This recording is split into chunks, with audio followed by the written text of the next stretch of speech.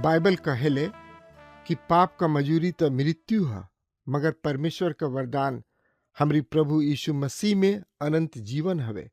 हमनी का ऐसन काम कैले बनी जा जवन परमेश्वर के नाखुश करेला, जवन हमनी के दंड भोगे वाला पात्र बनौले बा। मगर बाइबल अनंत जीवन की ओर एगो सुघर रास्ता प्रस्तुत करेला। जिंदगी की राह यही अनंत जिंदगी की खोज में चले वाला एगो कार्यक्रम है। कृपा करके सुनी, देखें, ताकि परमेश्वर आपकी जिंदगी में आपका रास्ता बतावे वाला ठहरस। यीशु का नाम सुखदाई, भजन करो भाई, ये जीवन दो दिन का। यीशु का नाम सुखदाई, भजन करो भाई, ये जीवन दो दिन का।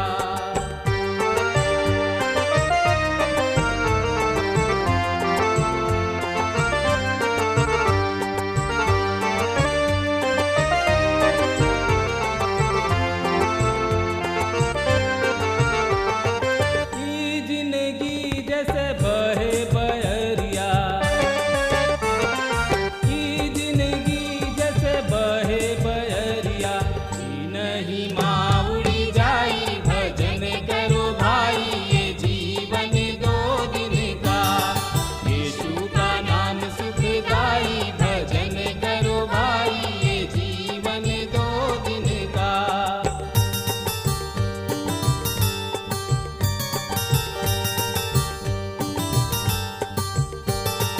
ई जिंदगी पर गर्व न करना, ई जिंदगी पर गर्व न करना, छाया समान ढली जाई, भजन करो भाई, ये जीवन दो दिन का। यीशु का नाम सुखदाई, भजन करो भाई, ये जीवन दो दिन का।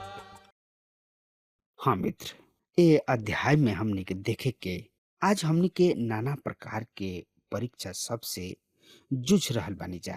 हमने के अनेक मसीह लोगन के ई कहत सुनी ना जा कि ओ शैतान हमरा के परीक्षा में गिरा दिहलस। मित्र, परीक्षा कभी भी गर्भ धारण ना करेला जब तक कि राउर दुष्ट स्वभाव के इच्छा एकरा साथ संयुक्त ना हो जाओ। मुख्य बात ई बाकी जब ई दोनों आपस में मिलेला त ई पाप के जन्म देला और ई पाप अंततः मृत्यु ले आवेला। यदि रुआ परमेश्वर के संतान हई, ई तुरंत परमेश्वर से राउर सहभागिता के तूर देला। ई मृत्यु ह। याकूब के पत्री 1 अध्याय के 16 पद में लिखल बा, हमार प्रिय भाई लोग, धोखा मत खा लोग। यहाँ प्रभु के वचन बतावता कि तोहनी लोग एने ओने मत भटक। तोहनी लोग अपना मन में व्यर्थ के विचार से खुद के धोखा मत द। तोहनी लोग ऐसन विचार मत कर कि पाप करत करत तोहनी लोग खुद ही एकरा से छुटकारा प्राप्त कर लेब। हम अनेक लोगन के ई कहत सुन ले बानी, अरे भाई धीरे धीरे सब कुछ छूट जाई। मित्र, निरंतर हुआ पाप करे वाला आदमी के ई बात होखे के चाही कि ऐसन हठीला पापी के परमेश्वर के साथ कोनो सामर्थ ना रहला। ओकरा के परमेश्वर से कोनो संदेश प्राप्त ना होला। उ कबहू नया जन्म के अनुभव ना कर पावेला। यदि निरंतर पापमय जिंदगी बितावत रहब जा त औरी ओकर आनंद लेत रहब जा त हमनी के परमेश्वर के संतान ना है जा। एकरा में कोनो दूसर राय नहीं खे। एगो मसीही होत भी यदि रउआ पाप से संतुष्ट बानी त रउआ के ई जाने खातिर कि रउआ मसीही विश्वास में या ना कि आपन मूल्यांकन करे के जरूरी बा। कोनो आदमी कहलस जे अपना पाप के कारण दुखी होले और ओकरा पर लोर बहावेले उ संत ह, पर जे अपना पाप पर घमंड करेला उ शैतान ह। प्रिय मित्र, हम सबन के सामने परीक्षा सब आवेला, पर हमनी के एह बात के निश्चय होखे के बा मित्र, यदि रउआ परीक्षा के स्वागत करतानी, ओमे गिरतानी, रउआ पाप के जन्म देतानी, त इहवा कोनो तरीके गर्भपात के प्रावधान ना ह। पाप के अंत ह जानतानी का ह? मृत्यु ह। पाप के अंत एकदम मृत्यु ह। गुनाह के मजदूरी जानतानी का ह? मौत ह। याकूब 1 अध्याय के 17 में लिखल बा, हर बढ़िया चीज और हर एगो उत्तम दाना तो ऊपर से ही बा और ज्योति सबके पिता के ओह से मिलेला, जौन की कभी बदले ना और ना छाया के समान परिवर्तनशील बा। चंद्रमा के ओर प्रकाश ह तो दूसरा गहन अन्हार, पर परमेश्वर के कोनो पक्ष अंधकारमय ना ह। पहला यूहन्ना 1 अध्याय के 5 पद, परमेश्वर अखंड ज्योति हवे और ओहमे कुछ भी अंधकार नइखे। हमनी के सब केहू परछाई बनाई न जा, हमनी के सब केहू में एगो छाया बा। जब हमनी के ज्योति के संपर्क में आई न जा तो आपन आपन छाया बनाई न जा। एगो कहानी के अनुसार जब सिकंदर महान विश्व के जीत के वापस यूनान में पहुंचले, उ आपन प्राचीन शिक्षक अरस्तु के पता लगौले कि उनका के उ सब कुछ बतौले जौन की एह बरिस में उ अनुभव कैले। जब उनका ई पता चलल कि अरस्तु नहा रहल बने, सिकंदर कक्ष के प्रवेश द्वार पर खड़ा हो गए और जौन कुछ भइल उ अरस्तु के बतौले। तब सिकंदर कहले, अब हम संसार के हर एगो चीज के जौन की तोहरा चाही तोहरा के देवे खातिर तैयार बानी। अरस्तु ऊपर के ओर देखले और उनका बात के जवाब देत कहले, हम चाहतानी कि तू हमरा ज्योति से बहरी निकल जा। हम रुआ से ई कह सकतानी कि इहे सब कुछ हमनी में से हर एगो आदमी करेला।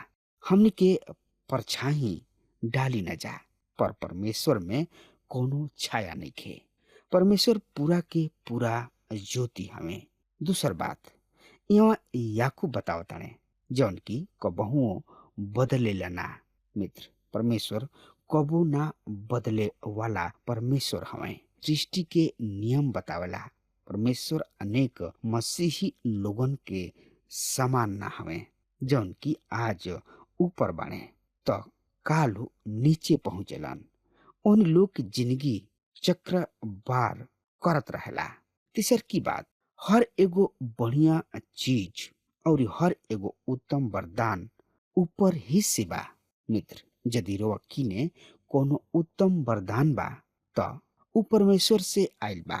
आज रुआ अपना अनेक आशीष के गिनी, खुद के प्रकाश, बरखा, बदरी, चमकत घाम के दिन, हरियर हरियर घास, पिए के पानी और ऊ हवा जौना में रुआ सांस लिहिना। परमेश्वर हमनी के स्वच्छ हवा तथा शुद्ध पानी देले बाणे। ये मनुष्य हमें जौन की सब चीज के दूषित क देले बाणे। परमेश्वर हमनी के उत्तम दान देले। मित्र, परमेश्वर भला हमें और हमनी के इस समझ नहीं जा सकत कि ऊ कैसन भला और बढ़िया हमें। याकूब 1 अध्याय के 18 ऊ अपना इच्छा से सत्य के वचन के द्वारा हमनी के जन्म दिहले, जौन से कि हमनी के उनकर बनावल गोल प्राणी सब में मान पहला फल होखी जा। याकूब ई कथन नया जन्म के संदर्भ में बा। परमेश्वर हमनी के कौना तरी से जन्म देले पवित्र वचन के द्वारा, ताकि हमनी के उनकर सृजल गोइल प्राणी सब में मानव पहला फल है जा। ऊ अपना ही इच्छा से हमनी के जन्म देले। अनेक बाणे जौन की कहले यदि हमनी के भट के खातिर बनावल गोल बानी जा तो हम ए विषय में कुछ नहीं कर सकत, और यदि हमनी के उधार पावे खातिर बनावल गोल बानी जा तो हमनी के उधार प्राप्त करब जा। यहाँ दुगो इच्छा शामिल बा। ऊ अपना इच्छा के द्वारा हमनी के जन्म देले बाणे। यहाँ फिर हमनी के सामने दुगो विचार बा। यहाँ कोनो अन्य धारण के खातिर स्थान नहीं खे। ऐसे जब परमेश्वर के इच्छा रुआ इच्छा के साथ जुड़ेला यानी कि संयुक्त होला तो रुआ नया जन्म के प्राप्त करीना। रुआ हमरा से ऐसा मत कही कि रुआ तर दाई नहीं खी। ई परमेश्वर के इच्छा ना ह कि केहू भी नाश होखे। रुआ परमेश्वर के वचन द्वारा जन्म के प्राप्त कर सकतानी यदि रुआ उनका नजदीक आवे के इच्छुक होखब। जब रुआ परमेश्वर के पवित्र वचन पर विश्वास ले आई और प्रभु यीशु मसीह के आपन व्यक्तिगत उद्धारकर्ता के रूप में ग्रहण करब। पतरस अपना पहला पत्री के 1 अध्याय के 23 पद में बतावा दड़े, काहे कि तोहनी लोग नाशवान हवा जा, बल्कि अविनाशी चीज से अर्थात परमेश्वर के जीवित व अटल वचन के द्वारा नया जन्म प्राप्त कैले बड़ा। याकूब के पत्री 1 अध्याय के 19 पद, हे हमार भाई लोग, ई त तोहनी लोग जानत राजा, इससे हर एगो आदमी सुने खातिर तत्पर, बोले में धीरवंत और करे में धीमा होखे। प्रभु के दास याकूब परमेश्वर के संतान के संबोधित क के कहताने, ऐसे हे प्रिय भाई लोग, हर एगो सुने खातिर तत्पर होखा। लोग का सुने खातिर तत्पर होखा? परमेश्वर के वचन, उनकर वाणी सुने खातिर तैयार रहा। परमेश्वर के वचन के द्वारा जन्म प्राप्त कैला के पश्चात रुआ परमेश्वर के वचन से अलग नहीं रह सकत। रुआ परमेश्वर के वचन के द्वारा विकसित होके जा रहल बानी। इब्रानी 4 अध्याय के 12 पद के अनुसार रुआ किने वो चीज बा जौन की जीवित, प्रबल तथा कोनो भी दुधारी तलवार से भी तेज बा। पर स्वाभाविक मनुष्य परमेश्वर के आत्मा के बात के ग्रहण ना करेला, काहे कि ओहनी लोग के खातिर मूर्खतापूर्ण है और ओहनी लोग उनका के नैखन समझ सकत, काहे कि उनकर परख आत्मिक रीति से होला। तबो परमेश्वर के संतान होखला के कारण रुआ पवित्र आत्मा के निवास स्थान हई, जौन की रुआ के परमेश्वर के वचन सिखावे चाहला। ई कैसन सुघर बात बा कि ए सृष्टि करता और भटकल भुलाइल पापी सब के बचावे वाला रुआ से बोले चाहले। प्रभु के दास याकूब कहले, तोहन लोग सुने खातिर तत्पर रह जा। दूसर की बात याकूब बतावताने, बोले में धीरजवंत रह। हाँ मित्र, परमेश्वर हमनी के दुगो कान तथा एगो मुंह देले बाणे। ऐसन उ एगो निश्चित उद्देश्य से कोइले बाणे। सही में हमनी खातिर अधिक बोलल खतरनाक ह। अनेक लोगन के विचार बा कि यदि कोनो भटकल पापी आज परमेश्वर के वचन द्वारा नया जन्म पौले बा तो काल उनका के भरल सभा में लोगन के सामने आके गवाही देवे के चाही ना। हम नहीं सोचत कि एगो नया जन्म पावल मसीही जन गवाही देवे खातिर पूरा तरी से तैयार बने। यदि उ आदमी बीतल रात अपना पाप से उद्धार प्राप्त करेला तो हमनी के उनकर गवाही सुने के तीव्र इच्छुक रही न जा। विशेषकर तब यदि उ आदमी के कोनो जानल मानल हस्ती होके, यदि उ कोनो धनवान आदमी होके, उच्च पदाधिकारी, या उ कोनो मुख्यात अपराधी रहल होके, या उ मनोरंजन व्यवसाय में रहल होके, अर्थात केहू टीवी कलाकार या कोनो फिल्म दुनिया के सितारा होखे। ई उ लोग हवे जौना के गवाही सुने खातिर हम बड़ा उत्सुक रहिना। उन लोग के परमेश्वर के वचन के शिक्षा ग्रहण करे के जरूरी बा। एकरा से पहले कि ओहनी लोग के गवाही देवे खातिर मंच पर धकेलल जाओ, परमेश्वर कहले, सुने में तत्पर तथा बोले में धीरजवंत होखा। रउआ में से केहू ई कह सकता कि का हमनी के गवाह ना बने, ओकर गवाही ना दे। हाँ, गवाही जरूर दी, पर रउआ एकरा प्रति सावधान रही कि रउआ कौना तरी गवाही के देवे जा रहल बानी। सबसे पहले रउआ अपना जिंदगी के विषय में निश्चिंत हो जाई कि राउर आचरण कैसन बा। का रउआ नया जन्म के अनुसार जिंदगी बिता रहल बानी। सुकरात के विषय में एगो कथा बा। उनका किने एगो नौजवान अइले जौन की उनका स्कूल में भर्ती होके चाहत रहन। सुकरात दार्शनिक होकला के साथ साथ एगो मास्टर यानी कि टीचर भी रहन। ए नौजवान के जान पहचान सुकरात से करावल गइल और इनका से पूर्व की सुकरात कुछ कहते उ नौजवान बोले शुरू कैले और उ 10 मिनट तक बोलते ही रही गइले। बोलत बोलत चुप भइले। सुकरात कहले, सबसे पहले हम तोहरा के सिखाइब कि आराम जीभ पर कैसे नियंत्रण रखल जाला और तब ई सिखाइब कि तू एकर प्रयोग कौना तरी करबा। प्रभु के सेवक याकूब कहताने कि सुने खातिर तत्पर और बोले में धीरजवंत रहा। मसीही जन के एह बात के बड़ा सावधान रहे के बा कि ओहनी लोग के बोलला से ई प्रकट ना होके कि परमेश्वर के वचन से अनभिज्ञ बानी। हाँ, पवित्र बाइबल बतावेले प्रभु के छोड़ावल लोग एह तरीका है, अर्थात उनकर गवाही दे। पर जवन कुछ भी हमनी की कही न जा ओकरा विषय में सावधान रहा। तीसर की बात जौन की याकूब कहताने उ इह क्रोध यानी कि खीस करे में धीमा रहा। एकर अर्थ धर्म के विषय में बात विवाद मत करा और क्रोधावेश में मत जा, काहे कि रुआ समस्त सत्य व वास्तविकता के ना जानेलन। सिद्धांतवादी होखल बढ़िया बा, पर जे रुआ विचार से सहमत नहीं खी ओकरा से हर एगो छोट छोट विषय पर झगड़ा कइल ई बढ़िया बात ना ह। अनेक लोगन में कमजोरी पावल जाला।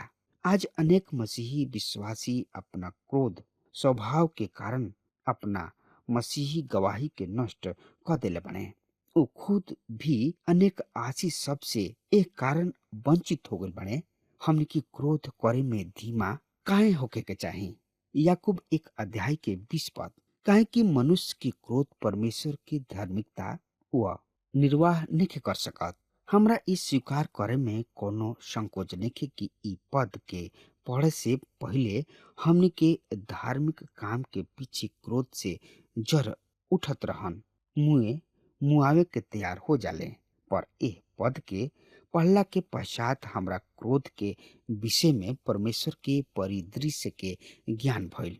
मनुष्य के क्रोध परमेश्वर के धार्मिकता के निर्वाह नहीं कर सकत।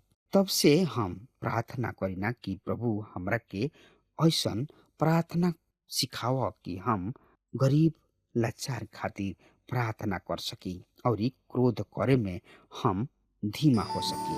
अब हमार समय खत्म हो रहा बा। दुआ हमरा के आज्ञा दी। परमेश्वर वा के बहुते आशीष देस। आमीन। हमके विश्वास बा कि ई कार्यक्रम आप सब खातिर फायदेमंद सिद्ध भइल हुई। अगर आप सबके लगे बाइबल से चाहे आपकी निजी जिंदगी से कोनो सवाल होके चाहे कोनो समस्या खातिर प्रार्थना करावे चाहतनी तो हमारी फोन नंबर पर जरूर संपर्क करें और आज का दिन आप खातिर सुखद बनावे।